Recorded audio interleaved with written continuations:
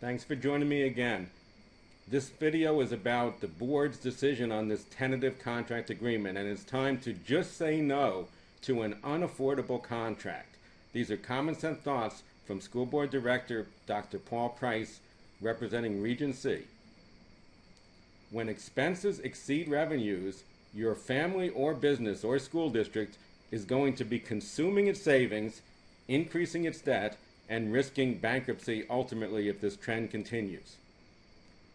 Can this be avoided? Well, I would say perhaps. It would mean cutting expenditures, which is hard to do, and we have no good track record of doing that on a sustainable basis.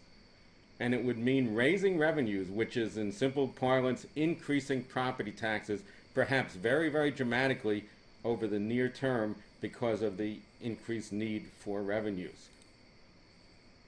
Starting in school year 2013, immediately following the contract agreement that's tentatively proposed, we would be running deficits. These come from Bob Cochran, the business manager for the district, and he's showing with the bar graph this yellow and red deficit. Starting immediately after the contract, we have a small deficit in 13-14, then a bigger one, then an even bigger one, and it sustains at very big levels. How big are we talking?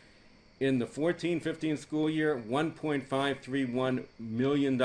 In the 2015 school year, $2.149 million. Deficits. In the next school year, another $1.928 million of deficit spending projected. This cannot go on for very long without causing big, big problems. Here's the idiot-proof version of this. This is the easy version. Starting with the year immediately following the tentative agreement, the red line, which is expenditures, goes up much faster than the blue line, which is revenues.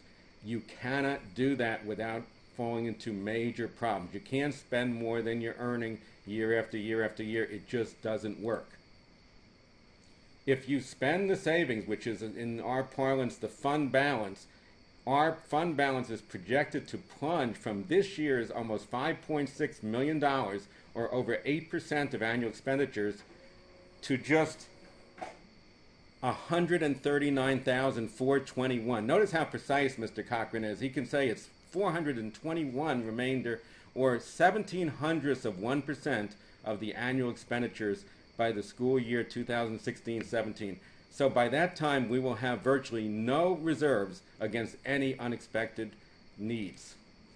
When savings are gone, what can you do? Well, you could restructure the elementary schools, and we've talked about that in private, but you know what? The board refuses to even acknowledge that we've seriously considered that. But that would save $1 to $2 million, and it's definitely on the table. We could cut staffing even further. We did that this year, and it was very unpopular. We could raise property taxes very dramatically. I don't think that would be too popular either. Or we could do some combination of all of the above, which is the most likely scenario. All of those are very unacceptable. And why would we be doing all that? All of that would be done simply to buy union labor peace. That is the one and only reason that the board is considering this settlement. And you know what? We need to say no to excessive total compensation. America and the school district are in financial trouble, and any of you that have known about fixing a problem is the first way to fix it is to acknowledge you have a problem.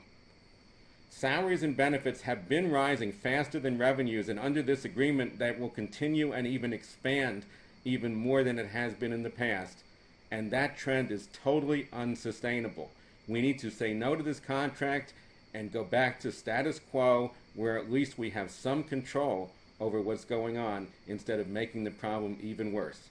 Thanks for listening. This has been your host, Dr. Paul Price, School Board Director, Region C.